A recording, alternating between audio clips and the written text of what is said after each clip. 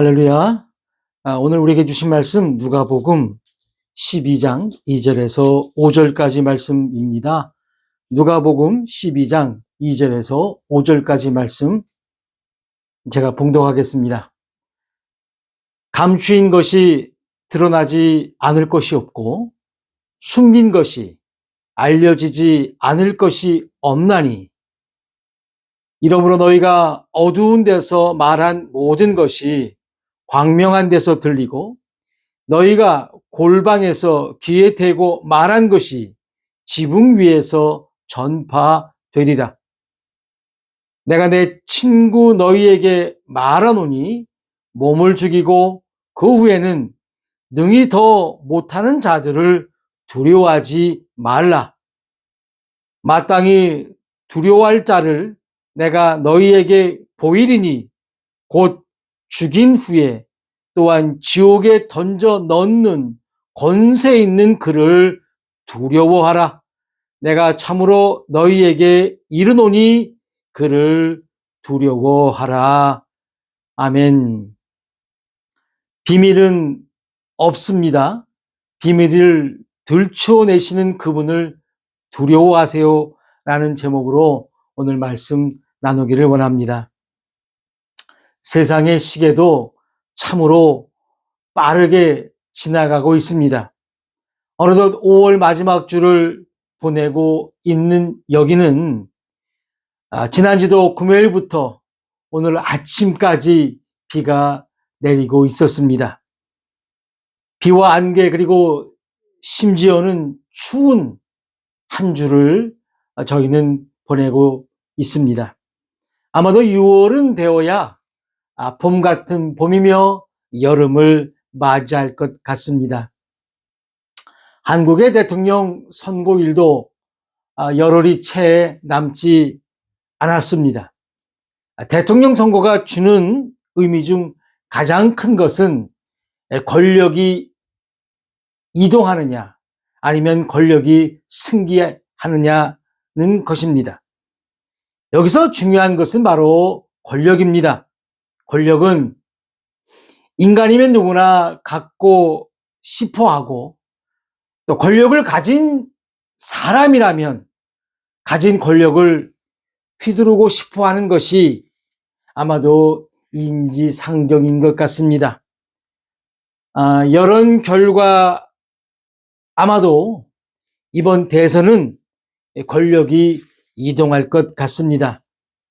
그러다 보니 지난 권력의 그림자들이 서서히 수면 위로 올라오고 있는 것 같습니다.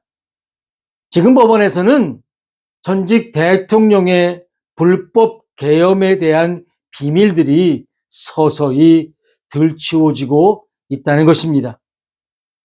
수많은 별들이 우수수 떨어지고 있고 수많은 거짓 직원들이 진실 앞에 힘을 잃어가고 있습니다. 이것뿐만 아니라 영부인의 추악한 권력에 대한 욕망도 수면 위로 올라오고 있는데 너무도 많아 엄청나서 권력이 이동되면 엄청난 뉴스거리가 생길 것 같다는 것입니다. 그들이 권력을 쟁취하고 나서 이 세상은 그들만의 세상이요 그들만의 리그였습니다. 무속의 영향으로 청와대가 용산으로 옮겨졌고 관저를 새롭게 리모델링하고 자신의 땅이 있는 지역으로 고속도로를 변경을 하고 주는 대로 금품을 수수하고 아무리 국회에서 조사를 하고 정부 관계자들을 불러 질문을 해도 그들의 그 권력 앞에 그들의 하수인들은 입을 닫고 모른다고 전 국민이 보는 데서 말을 하기도 했다는 것입니다. 그들이 가진 권력은 그야말로 대단했습니다. 아무리 잘못을 해도 그 누구 하나 지적하는 사람도 없었고 그 권력 앞에 모두 다 머리를 조아리고 상에서 떨어진 그 권력들을 주워 먹으려고 하는 자들로 가득했다는 것입니다. 모두 다 한결같이 보안이라서 잘 몰라서 라는 이유로 스스로 입을 닫았던 것입니다. 그들이 가진 권력은 5년이었는데 그 기간도 다 못 채우고 더 가져보려고 계엄을 하였지만 실패해서 3년 만에 물러나게 되었던 것입니다. 그런데 그들은 이러한 권력이 영원할 줄 알았다는 것입니다. 그리고 이 권력을 영원히 누리고 싶어서 군대를 동원했다는 것입니다. 그러나 우리네 인생도 이 땅에서는 유한한 존재라는 사실을 오늘 이 아침에 믿기를 소망합니다. 야고보 4장 13절과 14절 말씀입니다. 야고보서 4장 13절 14절입니다. 들으라, 너희 중에 말하기를 오늘이나 내일이나 우리가 어떤 도시에 가서 거기서 1년을 머물며 장사하여 이익을 보리라 하는 자들아, 내일 일을 너희가 알지 못하는도다. 너희 생명이 무엇이냐? 너희는 잠깐 보이다가 없어지는 안개니라. 약 20년 전에 친척 한 분이 이곳 캐나다에서 돌아가셨습니다. 젊은 나이였고 아이들을 둘이나 키웠던 엄마였습니다. 이곳 캐나다가 한국보다 매우 추운 나라여서 아이들의 옷들을 겨울옷으로 옷장에 잘 준비해 놓고 그 다음날 심정지로 세상을 떠나게 되었습니다. 조금 전에 읽었던 말씀처럼 1년을 머물며 장사하여 이익을 보리라고 하는 자들처럼 내일 어떠한 일이 일어날 줄도 모르는데 우리들의 인생이 너무나도 짧은데 이익을 보리라 하는 사람들 같다는 것입니다. 14절에 우리는 잠깐 보이다가 없어지는 안개라는 것입니다. 5년도 대통령으로 못 살면서 국민들의 피 같은 세금을 물 쓰듯 돈을 써대고 주는 대로 다 받아 먹고 그것도 모질라 권력을 더 가지려고 했던 그들도 이제 역사 속으로 그리고 법의 심판 속으로 들어가게 된다는 것입니다. 우리들의 인생도 영원하지 않는데 한낱 권력이야 오죽하겠습니까? 그들의 그 권력으로 추한 것들을 감추려고 했습니다. 그들은 그 권력으로 추한 것들을 숨기려고 했던 것이었습니다. 그러나 하나님의 말씀에는 드러나지 않는 것이 없고 알려지지 않을 것이 없다고 분명히 우리에게 지금도 말씀하고 있다는 것입니다. 저는 이 말씀을 준비하면서 우리들을 돌아봤습니다. 우리들은 성경에서 말씀하는 것처럼 70년이나 강건하면 80년 정도를 살 것입니다. 물론 더 오래 살 수도 있고 더 일찍 세상을 떠날 수도 있습니다. 어쩌면 대통령의 권력의 기간일 수도 있습니다. 이 세월을 살면서 이 세월 동안 나에게 주어진 권력, 즉 생명을 여러분들은 어떻게 사용하고 계십니까? 비근한 예로 전에도 제가 말씀드린 것으로 기억됩니다. 제가 있는 이곳은 미국 메인주와 국경을 맞대고 있는 지역입니다. 여기에는 3개의 타운이 있는데 그중에 한 곳에서 식당을 하는 사람이 있습니다. 그런데 그 사람은 다른 사람이 식당을 하는 것을 몹시 싫어합니다. 그래서 타인의 식당에 찾아가서 같은 한국 음식을 팔면 못하게 하고 비슷한 것도 팔지 못하게 하고 협박까지 할 정도로 무례한 사람입니다. 기껏 한국 사람이 20가구도 안 되는 곳입니다.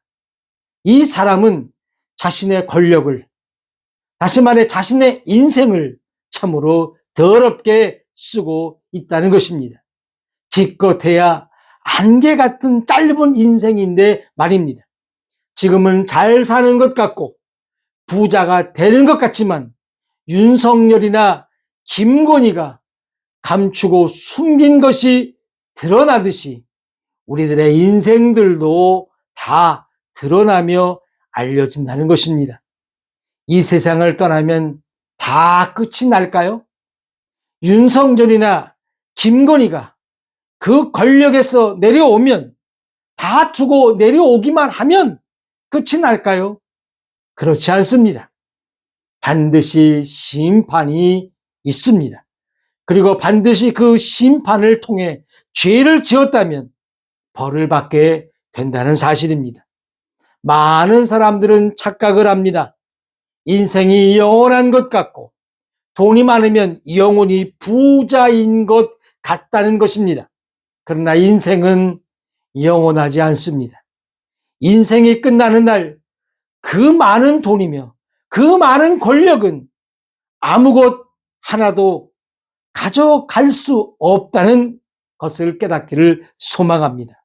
인생이 끝나는 순간 인간은 누구나 심판을 받게 되어 있다는 것입니다.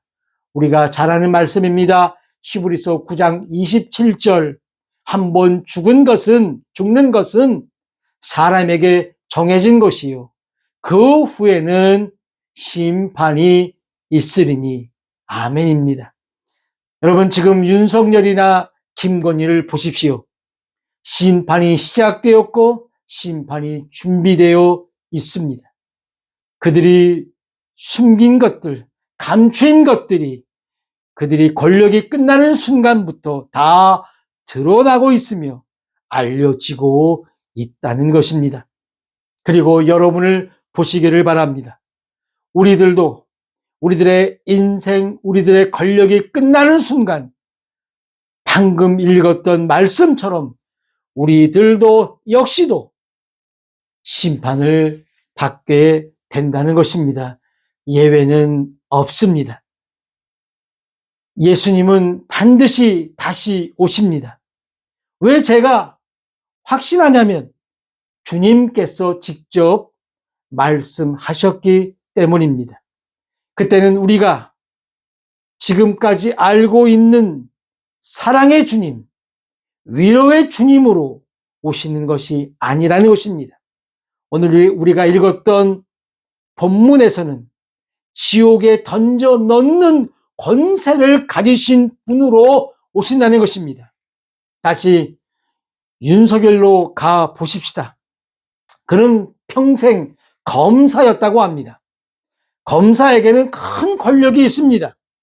검사가 기소를 해야 재판이 성사되고 아무리 큰 죄를 지어도 검사가 기소하지 않으면 죄가 될 수 없다는 것입니다.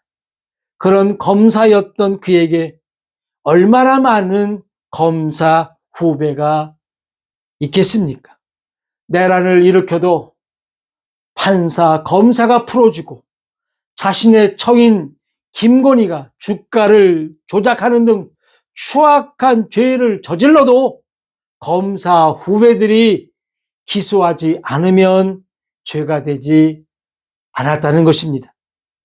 그런데 그 권력에서 내려오게 되니까 모든 것이 다 드러나게 된다는 것입니다.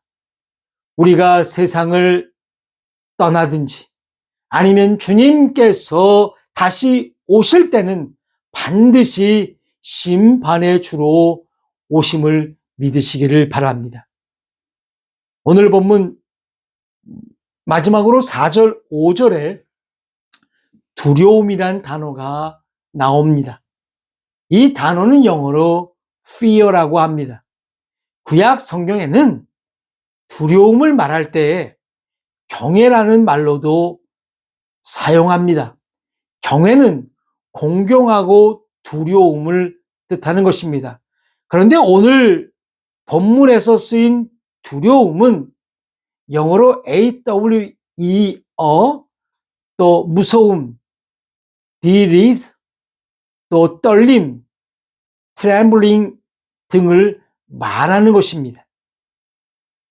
그러니까 공경한다는 뜻보다는 두려움, 무서움, 떨림으로 사용된다는 것입니다. 예전 드라마 모래시계에서 최민수 배우가 이런 말을 했지요. 나 지금 떨고 있니? 왜 그가 그 말을 했을까요? 바로 두려움입니다. 우리 주님은 이렇게 오실 것입니다. 절대로 죽은 후에 끝이 아니라는 겁니다. 왜 끝이 아니냐면 심판이 있다는 것입니다. 요한복음 3장 18절, 우리 이 말씀, 이 귀한 말씀 한번 같이 보기를 원합니다. 요한복음 3장 18절, 그를 믿는 자는 심판을 받지 아니하는 것이요 믿지 아니하는 자는 하나님의 독생자의 이름을 믿지 아니함으로 벌써 심판을 받은 것이니라. 요한복음 3장 36절 한 절 더 봅니다. 아들을 믿는 자에게는 영생이 있고 아들에게 순종하지 아니하는 자는 영생을 보지 못하고 도리어 하나님의 진노가 그 위에 머물러 있느니라. 그래서 우리는 예수님을 믿는 것입니다. 또한 믿는 우리들은 그리스도의 심판 속에 서게 될 것입니다. 갈라디아서 6장 10절입니다. 그러므로 우리는 기회 있는 대로 모든 이에게 착한 일을 하되 더욱 믿음의 가정들에게 할지니라. 그리스도 심판석에서는 믿는 자들이 이 땅에서 했던 모든 것들로 상을 주실 것입니다. 그래서 갈라디아 우리가 지금 방금 읽었던 말씀처럼 기회가 주어지는 대로 모든 사람에게 선을 행하고 특히 믿음의 가족들에게 하라고 말씀하고 있는 것입니다. 좀 전에도 말씀을 드렸듯이 자기가 한국 식당을 한다고 가깝지도 않은 거리에 있는 같은 한국인이 아는 영업장에 찾아가 팔아라 말아라 하는 그런 몰지각한 사람이 되지도 말라는 것입니다. 이 모든 것들도 다 심판의 내용이 된다는 것입니다. 사랑하는 성도 여러분, 이 세상에는 비밀은 없습니다. 이 비밀이라고 하는 것들을 들추시고 알리시는 그분을 두려워하십시오. 그분은 곧 오실 것이며 여러분의 인생도 곧 막을 내릴 것입니다. 그럼 끝나는 것이 아니라 반드시 심판이 있기에 아직도 믿지 않는 분들이라면 반드시 주 예수를 믿으시고 믿으시는 분들은 모든 사람과 화평하게 지내시고 특별히 믿음의 가족들에게 더욱 잘하셔서 끝나고 다시 시작되는 날, 다시 말해 여러분들이 이 세상을 떠나시거나 주님께서 다시 오실 때 그분으로부터 귀한 상을 받아 누리시는 우리 모두가 다 되시기를 주님의 이름으로 축원합니다. 다 같이 기도하시겠습니다.